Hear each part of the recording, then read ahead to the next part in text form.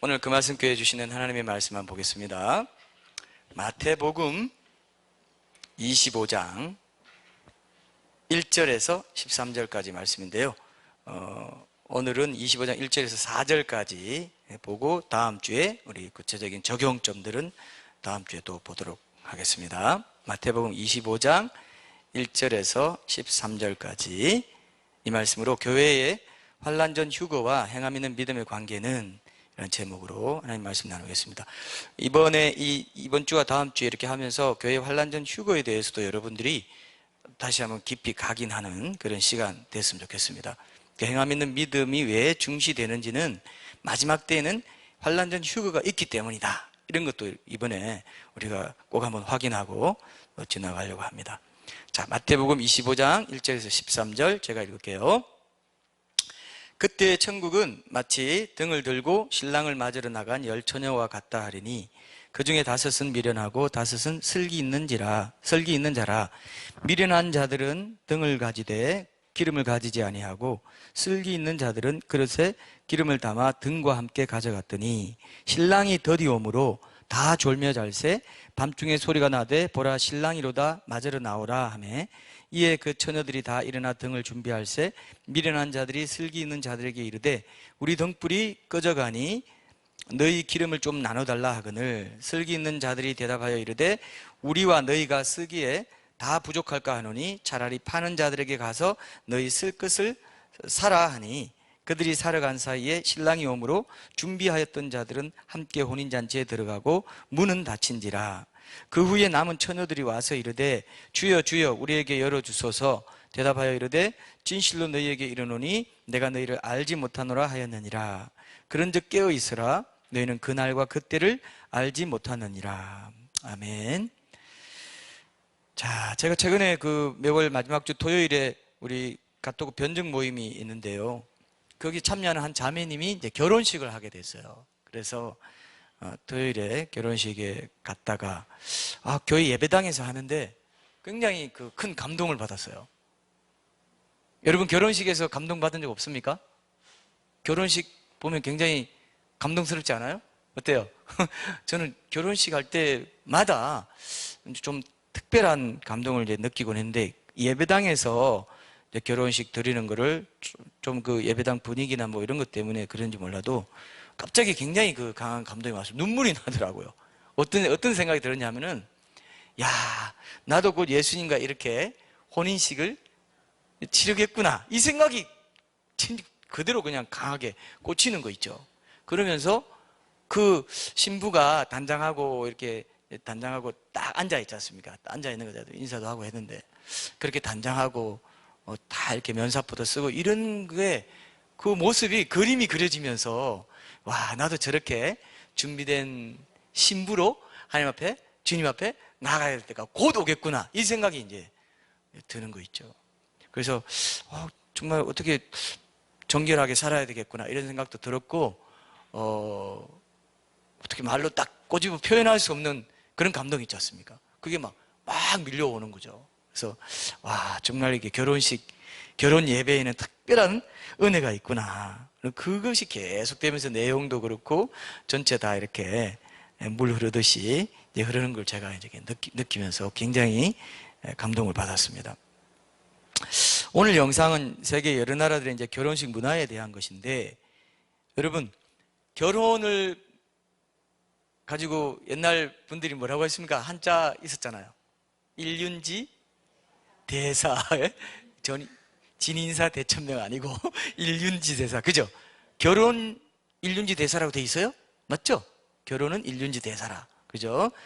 사람의 인생에 있어서 이거보다 더 중요한 대사가 없다라고 합니다. 생일, 그 다음에 결혼, 그 다음에 장례. 이겁니다. 인생을 그죠? 뭐라고요? 인생을 3가지로 요약하면 뭡니까? 생일, 그 다음에 결혼, 장례. 이렇게도 볼 수 있어요, 사실은. 그래서 이게 왜 그럴까요, 여러분? 결혼이란 제도가 왜 이렇게 중요할까요?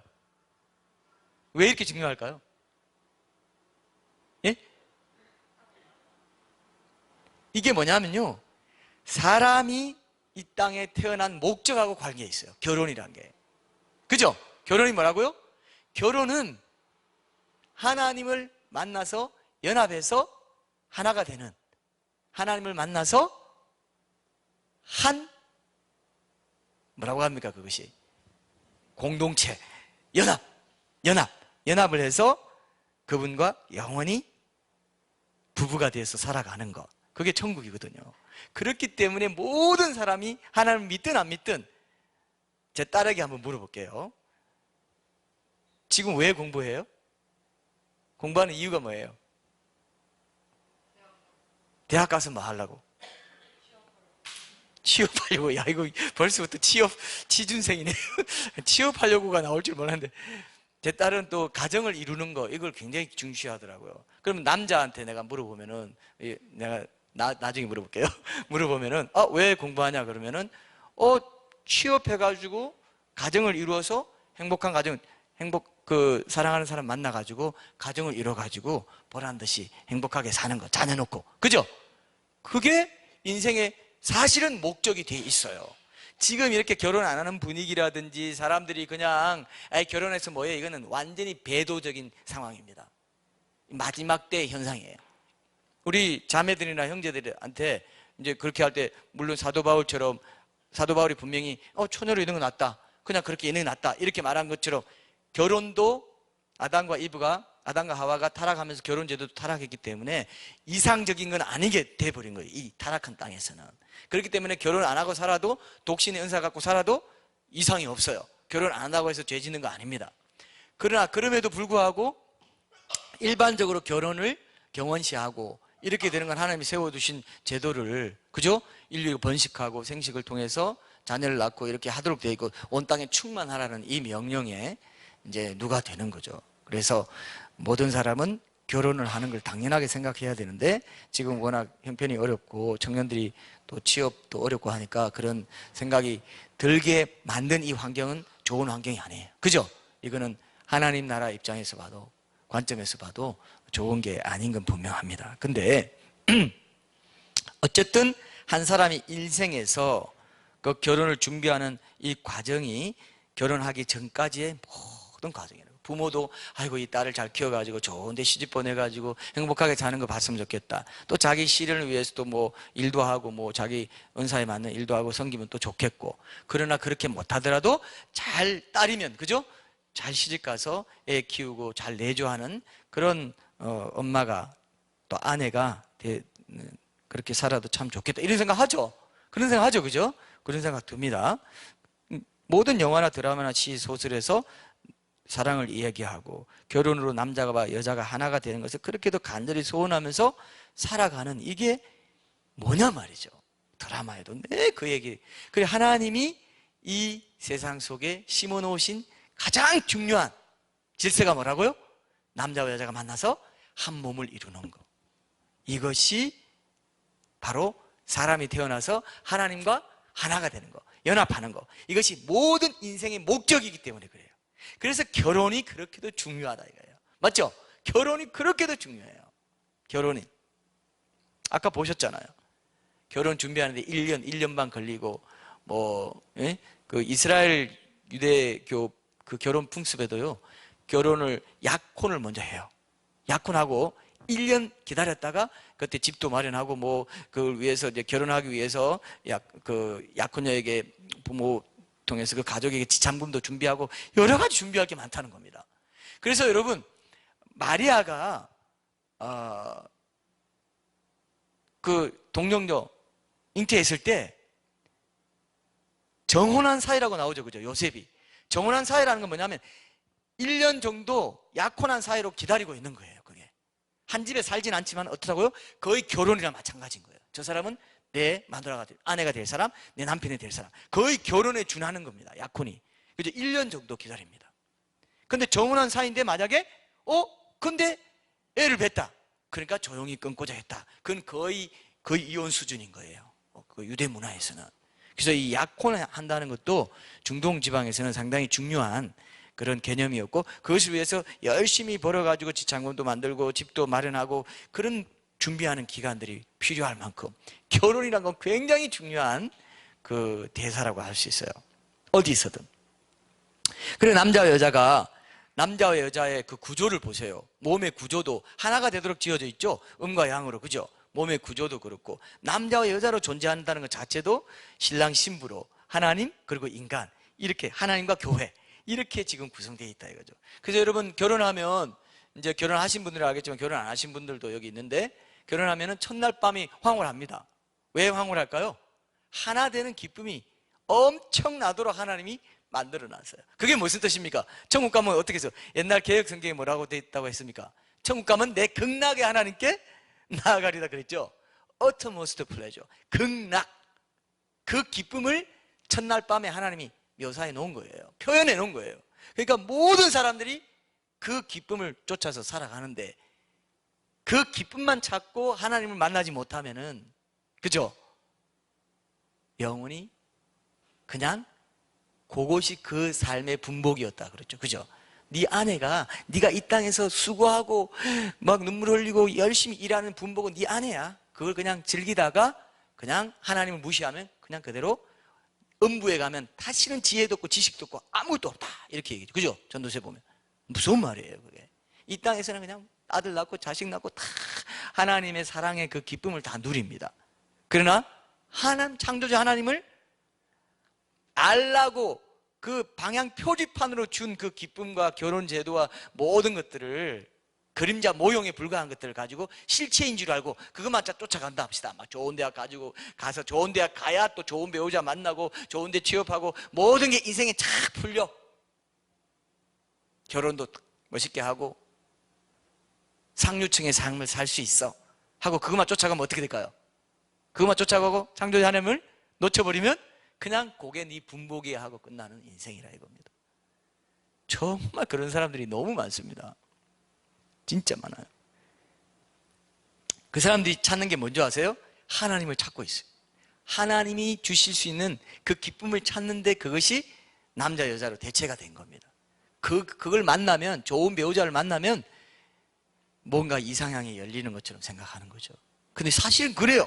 사실 하나님을 만나면 그렇게 된다는 걸 결혼 제도 속에 보여준 건데, 그것이 전부인 줄 알면 망한다 이거예요. 그죠? 결혼 이 제도를 통해서 하나님이 내 신랑 되시고 내 진정한 남편이 되시구나, 이걸 알라고 결혼 제도를 줬다 이거죠. 그죠? 이해되시죠? 이거를 꼭 기억해야 됩니다. 그래서 자녀 낳고 사는 것도, 엄마 마음 아빠 마음 아는 것도 하나님이 주신 사랑이 있기 때문에 그 기쁨과 감사와 사랑을 느끼면서 살라고 주신 거라고요. 거기에 취해가지고 그냥 자식 사랑에 취해가지고 자식이 우상돼서 그거 숭배하면서 살라는 게 아니고, 그죠? 맞습니까? 그거예요. 그래서 정말 그 부분을 다시 한번 깊이 돌아보셨으면 좋겠습니다. 어떤 사람들은 그 자식 사랑이 너무 좋아가지고 내 인생의 목적은 자식이야, 자식밖에, 남편도 아니야, 아내도 아니야, 뭐 이러면서, 그죠? 우상이죠. 우상이 되어 있습니다. 왜? 그게 그렇게 좋은 거예요. 그렇게 내 영혼을 완전히 엎어버릴 만큼, 덮어버릴 만큼 왜 좋으냐? 하나님이 거기 계시거든요. 하나님의 사랑이 거기 있어요. 그래서 어떤 사람은 이렇게 말하더라고요. 연인들이 대화 중에 이런 말이 있어요. 사랑이 하나님이니까 내가 지금 죽도록 아프다, 그렇게 말해요. 그게 우상입니다. 사랑이 하나님이 되면 그야말로 사랑이 우상되는 거죠.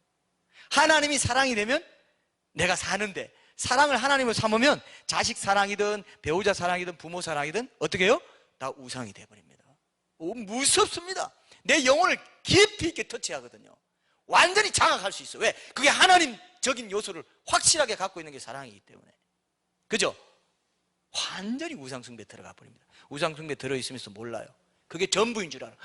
나 멋진 배우자만 만나면, 남자친구만 만나면 너무 좋겠어, 여자친구만 만나면 너무 좋겠어, 어떤 배우처럼 생긴 그런 여자만 있으면 난 온 세상 다 얻는 것 같아, 이런 말 많이 합니다. 그죠? 온 세상을 다 얻은 것 같은 거 맞아요. 실제로 맞아요. 손잡고 덜판 달리면서 뛰어보세요. 온 세상 다 얻은 것 같아요. 왜? 사랑이 하나님인 요소가 있거든요. 그걸 가들이 원합니다, 다들. 근데 그게 우상이 돼요. 하나님 없이 그 사랑을 취하면 어떻게 해요? 우상이 딱 돼버리고 완전히 장악해버리고 하나님께로 마음이 갈 수 있는 마음까지 닫혀버립니다. 우리 청년들은요, 이런 부분에서 잘 깨어있지 못하면 얼마든지 사랑을 우상으로 삼고 살아갈 수 있어요. 결혼이 우상이 되는 것입니다. 그런 부분들을 단지 모형으로 줬을 뿐인데, 그죠? 그 인생의 가장 중요한 목적이 뭔지를 결혼 제도를 통해서, 모든 사람이 원하는 그 결혼 제도를 통해서 모형으로 줬을 뿐인데, 그 연합에 얼마나 큰 기쁨이 있는지를, 천국에서 하나님과 온전히 연합할 때 그 극락의 기쁨이 있는 것을 결혼 제도 속에, 어떤 그런 부부 생활 속에 이런 걸 놔뒀을 뿐인데, 그것이 전부가 돼가지고 하나님을 못 만나고 지나간다. 그래서 기독교라는 진리는 처음부터 종교적인 문제로 제한되는 그런 도덕적인 가르침 정도가 아닙니다. 그죠? 이걸 무시하면요, 평생 교회 다니면서도 어떻게 해요? 종교적인 어떤 기능을 수행하는 것으로만 생각하고 다니다가는 나중에 아무것도 건지질 수가 없습니다. 하나님과의 연합, 그죠? 하나님과의 연합, 하나님의 임재, 하나님의 동행하심의 그 영광을 구하면서 하는 그 자체가, 인격적인 그 교제 자체가 신앙의 핵심이구나, 이걸 알고 거기서부터 모든 천국의 기쁨을 이 땅에서부터 영생의 능력으로 누릴 수 있는 그 사람이, 그죠? 참된 그리스도인이라 이겁니다. 그리스도인, 크리스찬, 하나님과 연합돼, 그리스도인과 연합됐다는 뜻이에요. 크리스찬이, 그죠? 이게 천국의 기쁨입니다. 이게 결혼 제도에 나와 있다는 것입니다. 이거를 분명히 알 때 인생을 덜 넉넉하고 하루라도 빨리 가장 가치 있게 살아갈 수 있다. 이거를 이제 꼭 기억하시면 좋겠습니다. 그래서 오늘 이제 이 결혼의 진짜 실체에 대한 말씀이라고도 할 수 있는데, 문제는 이렇게 중대한 결혼을 앞두고 충실하게 모든 신자들이 준비해야 되는데 막판에 실족하고 그 결혼을 놓치게 될 수도 있다는 걸 보여주죠, 오늘 말씀이. 그죠? 결혼을 준비하고 살아야 되는데 그 결혼식 하는 날 막판에 뭐가 준비되지 못하는 바람에, 그죠? 놓쳐버린다는 겁니다. 영원히 끝나버린다는 거죠. 영원히 하나님과 연합될 수 있는 기회를 놓쳐버린다. 그게 왜 그러냐?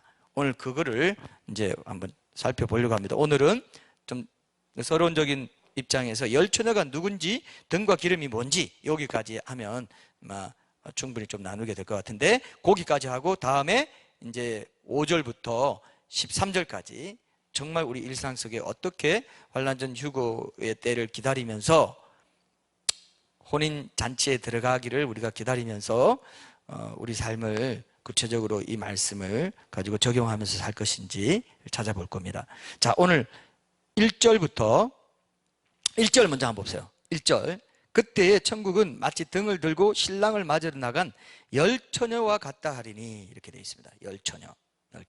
그때에는 언제입니까? 위에 보면은 계속 예수님이 오실 때를 말합니다. 예수님이 오실 때쯤에 나타나는 여러 징조들에 대해서 말씀하시죠. 예수님이 다시 오시는 재림의 때에, 아니면 종말적인 심판의 때에, 이게 원어적으로 보면 구체적인 어떤 시점이나 시간을 나타내는 게 아니고 대략적인 그 때를 말합니다. 대략적인 시간. 그때쯤에 천국은 등을 들고 신랑을 맞으러 나오는 열처녀와 같다. 자, 천국이 처녀들과 같다는 겁니까? 아니면은 그들에게 일어나는 일에 관한 이야기와 같다는 겁니까? 처녀들과 같다는 거 아닙니다. 천국은 열처녀, 등을 준비하고 신랑을 맞으러 가는 열처녀와 같다. 천국이 열처녀와 같다? 이게 아닙니다. 그 상황에서 일어나는, 열처녀에게 일어나는 이야기의 그 상황과 같다는 겁니다. 그죠? 그걸 여러분 기억하셔야 됩니다. 자, 그래서 이건 꾸며낸 얘기가 아닙니다. 실제적으로 아까 우리가 영상에서도 봤지만 당시의 그 결혼 풍습을 반영하고 있는 내용이에요. 청중들에게 익숙한 풍습을 예를 들어가지고 비유적으로 진리를 전한 적이 많죠, 예수님이. 그죠? 그렇기 때문에 이 말씀도 실제로 결혼식이 그랬어요. 옛날 그 팔레스타인의 결혼식이 뭐 어쩌냐면은 신부의 집에 신랑이 찾아와요. 그리고 신부의 집에 있던 신부의 친구들, 들러리들이 10명 정도 되는 들러리들이 이제 신랑을 맞이하고 가서 예식을 치르고 나서 다시 신부와 신랑이 같이 신랑 집에 가서, 아까 봤죠? 피로연을 해요. 혼인 잔치를 해요. 그런 식으로 되어 있습니다. 이해되시죠? 그때 이제 신랑이 오기를 맞으러 나가는 게, 신부 집에 있다가, 신부 친구들이 신부 집에 있다가 신랑을 맞으러 와서 예식하고 또 가는 과정에, 이 모든 과정이 밤에 이루어지게 되어 있어요. 저녁이 되고 아침이 되니 첫째 날이나 뭐 이런 거 있잖아요. 그러니까 이 밤을 이제 더 중시하다 보니까 그렇다라고 하기도 하고 뭐 다른 또 의미도 찾지만 어쨌든 밤에 이 결혼식이 이루어집니다. 근데 당시에 결혼식 할 때 이제 신부의 들러리가 되는 것을 큰 명예로 여겼기 때문에 횃불을 잘 준비해 가지고 불을 밝히고 그 식이 잘 진행될 수 있도록 하는 게 중요할까요, 안 중요할까요? 중요하겠죠. 횃불, 이 불을 잘 관리하는 게 중요했어요. 이 불은 어떤 불이냐면은 이제 그 심지가 있고 거기다가 불을 넣을 수 있는 어떤 그런 형태, 그러니까 기름을 준비해야 되는 형태예요. 그러니까 불을 이제 천으로 불이 계속 이제 붙을 수 있도록 기름을 공급해주는 그런 작은 그 그릇에 여분의 기름을 준비해야 기름을 준비한 것인데, 뭐 빨리 오겠지 해가지고 불 타는 거 그것만 갖고 있다가는, 그죠? 등을 준비하고 기름을 준비하지 않았다는 건 기름이 있는 그대로, 묻어 있는 그대로 그 횃불 그것만 사용한 걸 말했지 기름이 처음부터 없었던 건 아닙니다. 기름 처음에 있었어요. 그죠? 근데 여분의 기름으로 계속 많이 언제 올지 모르니까 충분하게 준비하자 한 사람들이 슬기로운 처녀고, 그죠? 그렇지 않은 사람이 이제 미련한 처녀였어요. 근데 우리가 슬기로운 처녀, 미련한 처녀 알기 전에 먼저 이 열 처녀가 누군지를 좀 알아봐야 됩니다. 여러분, 열 처녀 누구예요? 만약에 신부라고 하면 신랑이 하나인데 지금 일부 다 처제입니까? 어떻게 돼요? 열 처녀 누구예요? 교회라고 우리, 예? 신부의 친구죠. 그 신부, 그럼 신랑의 친구가, 신랑, 예수님의 신부가 교회인데, 교회가 없고 지금 들러리가 교회 걸 한다는 거예요? 어떻게 돼요? 이게 논란이 되는 거예요. 성도? 성도죠. 성도가 또 교회인데. 자, 이거를 우리가 잘 봐야 됩니다. 열 처녀가 제일 먼저 여러 가지 논란이 많고 유대인이다 뭐다 이런 말이 많은데, 제일 두 가지 큰 이제 그 논란은 이 사람들이 신부의 친구들이다, 들러리다, 10명의 들러리다 이렇게 보는 것과 아니다, 신랑의 신부다 이렇게 보는 게 있습니다. 신부 얘기는 여기 안 나오죠. 그러니까 우리가 이런 게 있습니다. 여러분, 비유를 이제 풀이할 때 너무 문자적으로 세세하게 그 구절마다 단어마다 하나하나 일일이 영적인 의미를 부여하는 것을 알레고리라고 해요. 풍자, 우화적으로. 이걸 너무 하면 또 안 돼요. 어느 정도 할 수 있습니다. 그죠? 근데 이게 뭐냐면 중요한 거는 그 비유의 중심 사상으로부터 파악되는 상징적인 해석법. 상징적으로 이건 이렇다고 볼 수 있다. 이 정도로 봐도 된다는 게 있어요. 그래서 예수님의 신부다. 10명이지만 예수님의 신부다. 이렇게도 본다는 거죠. 그죠? 자, 저는 신부다라고 보는 것과 들러리다는 게 똑같다고 봅니다. 둘 다 맞다고 봐요. 왜 둘 다 맞다고 보냐? 왜? 자, 여러분, 고린도 후서 11장 2절 한번 보세요. 고린도 후서 11장 2절. 여기 보면은 사도 바울이 이제 이 처녀라는 말의 헬라어가 파르데노스인데 결혼하지 않은 처녀를 의미하는 말이에요. 근데 고린도후서 11장 2절에 보면은 예수님의 신부인 교회를 가리키는 말로도 이렇게 사용됐습니다. 그리고 이 말이, 이 원어가 지금 열 처녀라고 할 때 이 처녀에도 똑같이 사용됐어요. 그래서 이것이 교회를 가리킨다라고 볼 근거가 된다고 봅니다. 자, 제가 한번 읽어볼게요. 내가 하나님의 열심으로 너희를 위하여 열심을 내노니 내가 너희를 정결한 처녀로 한 남편인 그리스도께 드리려고 중매함이로다. 정결한 처녀라고 할 때 이 처녀가 이 오늘 본문에 나오는 열 처녀라고 하는 이 헬라어 파르데노스랑 똑같은 말입니다. 근데 여기 왜 모든 신자들이라고 볼 수 있냐면 열 처녀라는 말 때문에 그래요. 10은 뭐라고 합니까? 여러분, 성경에서 10은 뭘까요? 10계명 뭐 그런 게 있죠, 그죠? 10은 뭘까요? 완전을 상징해요. 10은 10 완전을 상징하기 때문에 10명은 하나의 유대 회당을 구성할 수 있는 최소의 인원이고 여러 종교 집회를 위해서 필요한 정족수였다고 합니다. 우리 교회도 처음 시작할 때 10명으로 시작했어요. 제 기억이 그렇습니다. 10명. 뭐 제가 사랑교회 광진구를 이제 맡아서 목양사역 하다가 곧바로 개척하면 이제 선배들이 그러더라고요. 곧바로 개척하면 상당히 많은 사람이 붙어서 같이 시작할 수 있다. 그런 말 들었어요. 예. 근데 제가 어떻게 했습니까? 예수님 직접적인 부르심을 받고 어떻게 했어요? 연구소부터 먼저 했죠. 3년 동안 하고 나니까 남은 사람이 있습니까? 없습니까? 아무도 없죠. 다 잊혀진 사람이 돼버린 거죠. 희한하게 왜 하나님이, 제가 돌아보면 그런 생각 들어요. 하나님, 처음부터 목양하고 개척교회 시킬 거면은 목양 딱 끝날 그때 딱 해서 합니다 하면 아이고 이렇게 좀 뭐 붙어가지고 될 텐데, 아무도 없는 가운데 이렇게 덜판에서, 덜판이라고 하나요? 광야라고 하나요? 이렇게 하게 해가지고 이렇게 고생하게 합니까? 이런 생각 든 적이 있습니다. 어쨌든 그럼에도 불구하고 지금 돌아보니까 어떻습니까? 정족수는 하나님이 채워서 시작하게 하셨다는 생각이 들어요. 안 그래요? 10명으로 그래도 시작하게 하셨구나. 아, 감사하다. 그때 자라학교 다니면서 또 오신 분도 있고 그런 또 분도 있었지만, 그래도 그렇게 모양을 갖추고 영적인 의미는 갖추고 시작하게 하셨구나, 이런 생각이 들어요. 그래 감사한 마음이 들었습니다. 이번에 또 이렇게 묵상하면서요. 근데 어쨌든 예수님 당시 유대 풍속에서는 장례 행렬이나 결혼 행렬의 덜러리로도 반드시 10명의 인원이 필요했다는 거죠. 완전수입니다. 이런 관점에서 볼 때 신학자들이 어떻게 해석하냐면은, 이 본문에 나오는 열처녀는 10이라는 숫자가 완전을 상징한다는 뜻을 살릴 경우에 모든 시대에 예수님 믿은 모든 신자들을 가리킨다. 여러분 어떻습니까? 맞죠? 이게 모든 시대에 모든 신자를 가리키기 때문에 열처녀라고 했다 이거예요. 그죠? 그러니까 덜러리도 이 풍습으로 볼 때는 덜러리로 나왔지만은 영적으로 볼 때는 뭐라고요?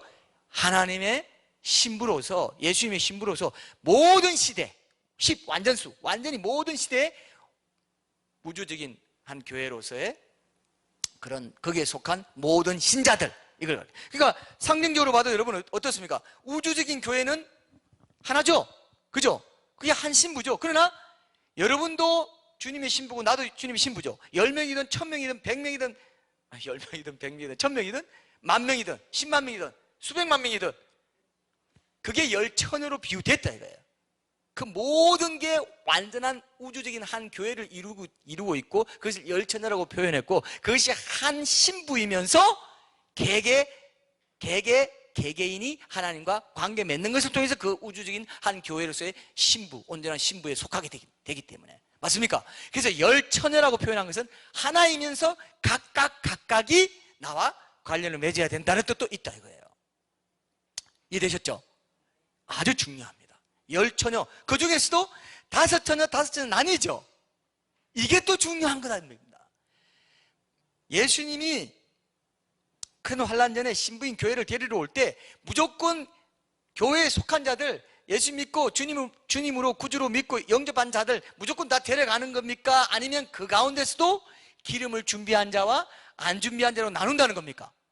아까 그랬죠. 열처녀는 한 교회라고 그랬죠. 근데 그 교회에 소속됐는데도 나중에 구원이 이루어지는 일이 있다는 겁니까? 아닙니까?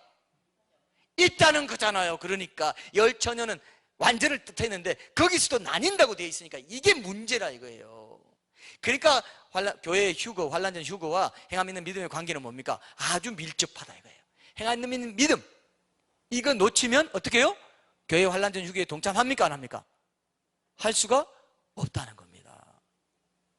아주 중요한 포인트예요. 이게 열처녀란 말에, 그리고 다섯처녀 나뉜다는 말에도 중요한 뜻이 있다 이겁니다. 분명히 한 교회에 속했는데 나중에 주님 오실 때 나뉜다는 것이에요. 이게 알곡과 가라지고, 지금 여러분들도 여기 보면요, 알곡과 가라지가 같이 있다 했잖아요. 주님 오실 때 되기 전까지는 구별이 안 된다 했죠. 똑같아요. 이 등과 기름을 준비한 사람인지 아닌지도 똑같다 안 같다? 똑같아요. 우리가 볼 때는 몰라요. 주님 오실 때 가려져 버립니다.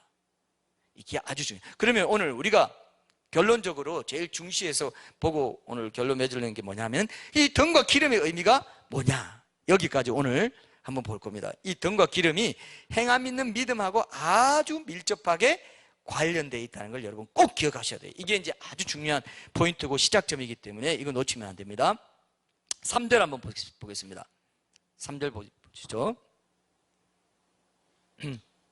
2절 볼까요? 2절부터 열처녀와 같다 하리니 그 중에 다섯은 미련하고 다섯은 슬기 있는 자라. 미련한 자들은 등을 가지되 기름을 가지지 아니하고 슬기 있는 자들은 그릇에 기름을 담아 등과 함께 가져갔더니 그랬어요.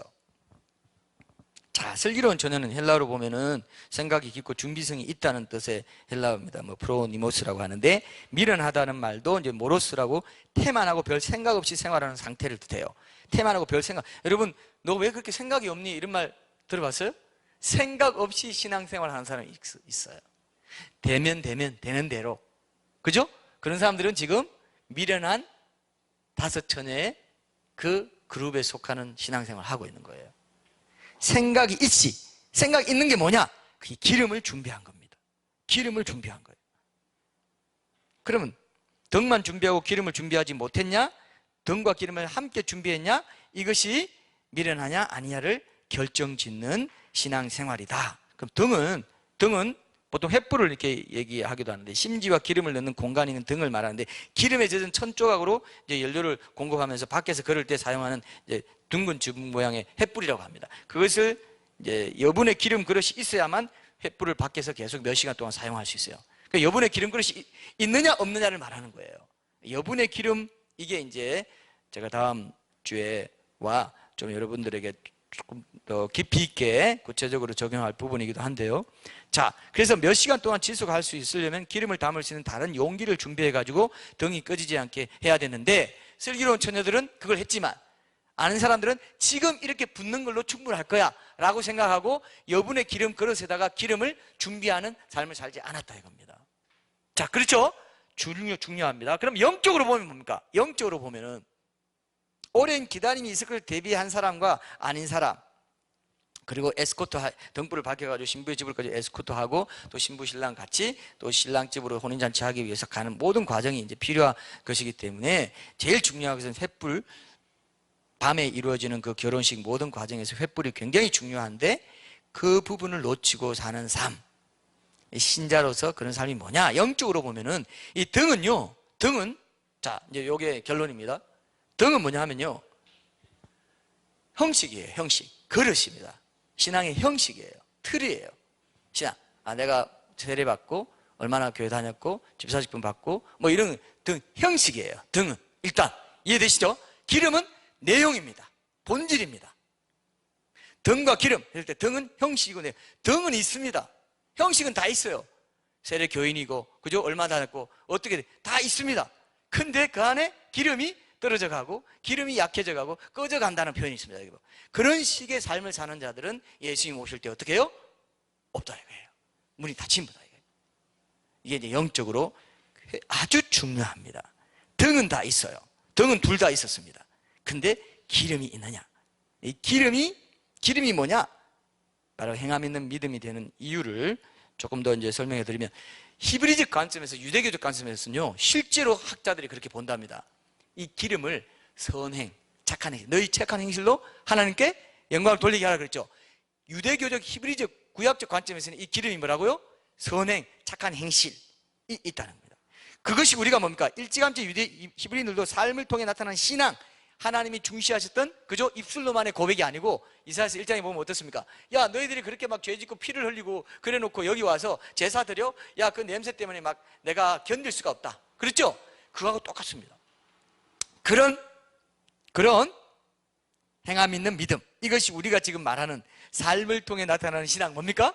행함 있는 믿음이 뭐라고요? 기름이라는 겁니다. 착한 행실, 선한 행실로 하나님이 너희를 부르신 게 뭐냐면, 착한 행실로 하나님 친백성, 착한 행실에 선한 일에 열심을 품는 하나님의 친백성이 되게 하려 합니다. 그죠? 선한 일에 열심 품는, 그게 바로 기름입니다. 근데 여러분, 한 번 더 우리가 들어가야 돼요. 한 번 더 들어가는 게 오늘 결론인데, 여러분, 선한 일, 선행을 우리 힘으로 할 수 있어요, 없어요? 우리 힘으로 할 수 있어요? 절대로 없어요. 그죠? 뭐로만 할 수 있어요? 성령의 도우심, 성령의 인도하심, 성령 충만함의 능력, 그것만 가능하죠. 기름이 또 그 뜻이 있습니다. 성령이에요. 성령 충만함. 뭐 성경 여러 군데 볼 수 있겠지만, 대표적으로 구약에서 이사야서 한번 보세요. 61장 1절 한번 보세요. 구약 이사야서 61장 1절 한번 보세요. 61장 1절 한번 보세요.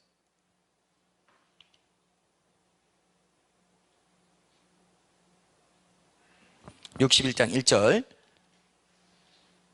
제가 읽어볼게요. 주 여호와의 영이 내게 내리셨으니 이는 여호와께서 내게 기름을 부으사 가난한 자에게 아름다운 소식을 전하게 하려 하심이라. 이 말씀에 보면 이사야 선지자는 하나님의 영, 곧 성령이 내리신 것을 가리켜서 자신에게 기름을 부으신 것으로 표현하고 있죠. 그죠? 주 여호와의 영이 내게 내리셨으니 내게 기름을 부어사. 성령이 기름이다.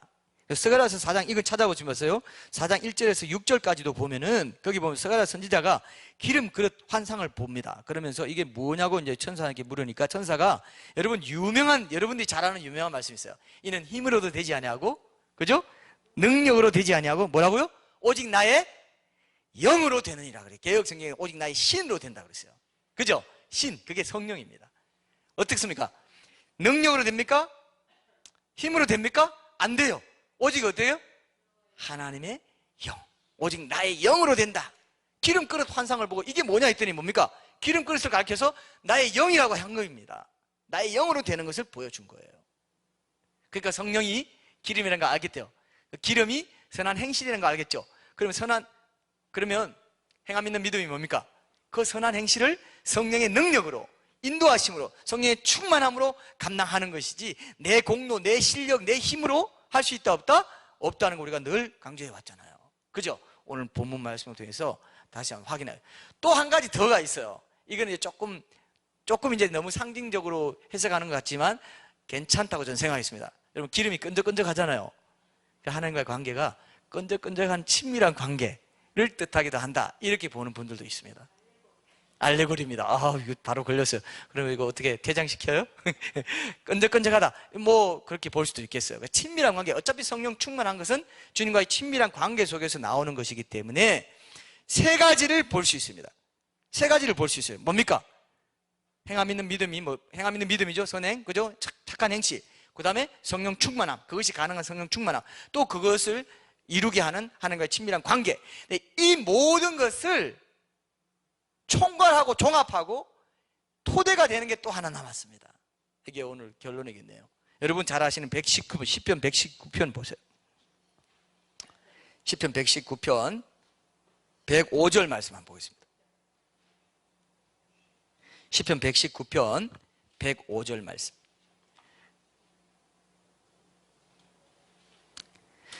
자, 같이 읽죠. 시작. 주의 말씀은 내 발의 등이요 내 길의 빛이니이다. 등불입니다. 내 발의 등이고 내 길의 빛, 등불이에요. 종합적으로 등불이에요. 그 말씀의 능력이 있어. 말씀에서 모든 게 나와요. 친밀한 관계도 나오고 성령 충만도 나오고 행함 있는 믿음, 착한 행실도 거기서 다 나오죠. 그죠? 그 말씀을 많이 묵상하고 말씀이 계속 내 안에 들어오게 하잖아요. 통독이나 이렇게 들어오게 하면요, 내 안이 기름져지고 내 안에 불이 붙고 뜨거워지고 이런 걸 느끼시죠? 말씀이 나를 살려요. 말씀의 능력이 들어와야 돼요. 말씀을 묵상하고 암송하고 통독하고 이게 계속 들어올 때 세상의 어떤 세상을 향해서 나아가려는 마음이 자꾸 죽어집니다. 맞습니까? 말씀이 이게 기름이 돼가지고 나를 뜨겁게 합니다. 그게 이제 기도와 같이 가는 거죠. 기도와 말씀이 같이. 여기서 말씀이 더 중심이기 때문에 꼭 이걸 기억하세요. 말씀이 중심이 된 행함 있는 믿음, 친밀한 관계, 그것을 가능하게 하는 성령 충만함. 이것이 예수님이 다시 오실 때 막연하게 예수님 오시는 재림을 준비해서 깨어있자 막연하게 하는 게 아니라 뭐를 준비해야 된다고요? 기름을 준비해야 되는데 그 기름은 뭐라고요? 이 세 가지라는 겁니다. 말씀이 중심이 된 행함 있는 믿음, 말씀에 대한 순종, 선한 행실, 친밀한 관계, 성령 충만함. 기름이 바로 그 세 가지를 말한다. 이해되시죠? 이거 딱 붙잡고 계세요. 그래야 우리가 다음 주일에 적용할 때 확실하게 체계적으로 우리가 적용할 수 있고, 이것이기 때문에 하나님이 이런 비유를 통해서 이런 더디온데 자고 있고 뭐 이런 여러 가지 이런 것들이 내 삶에 그대로 드러나는 확실한 비유가 되는구나. 너무나 생생하게 우리가 받아들일 수 있어요. 그래서 이런 영적인 덕목도 우리 교회가 계속해서 강조해 온 거고, 행함 있는 믿음. 왜 행함 있는 믿음을 우리가 이 강단에서 이렇게 계속 하고 있겠어요? 이게 마지막 때에 굉장히 중요한 기름을 준비하는데 핵심적인 요소가 되기 때문에 이 얘기를 하고 있는 거예요. 앞으로는 뭐 하나님의 음성이라든지 하나님의 뜻이 여러 가지 다양한 치유, 치유, 이런 치유에 대한 것도 이제 할 거고요. 고통의 문제라든지 이런 것도 다 행함 있는 믿음, 친밀한 관계, 성령 충만함을 위해서 내 육신의 소욕을 내버리기 위해서 다 하는 거겠죠?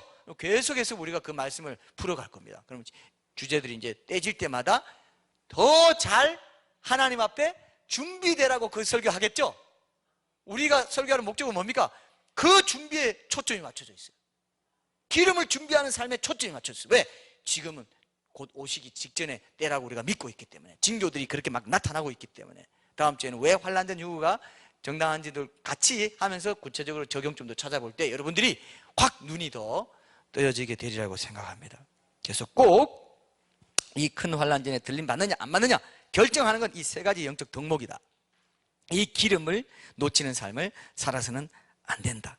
꼭 주님과의 친밀한 삶, 관계, 성령 충만함, 행함 있는 믿음에 깨어서 말씀을 중심, 말씀을 토대로 해서 주님 오실 때를 대비하는 깨어있는 삶에 우리가 집중해야 된다. 그래서 우리가 카톡방에 묵상도 나누고 하는 이런 모든 과정, 그리고 수양회를 통해서 또 거기에 기도로서 그 모든 것들을 또 더 친밀한 관계 가운데, 임재 가운데 들게 하는 이런 과정도 결국은 기름을 준비하는 이런 삶을 준비시키기 위한 것이라는 거 꼭 기억하시고, 우리 마음 가운데 하나님의 임재, 동행하심의 그런 능력을 사모하는 거, 그것이 내 힘으로 되지 않고, 그죠? 이 세 가지 덕목을 통해서 가능하다. 꼭 기억하시고, 다음 주에 구체적인 적용과 환난전 휴거 그런 부분들을 핵심만 제가 여러분과 함께 나누겠습니다. 우리 찬양하고 기도하겠습니다.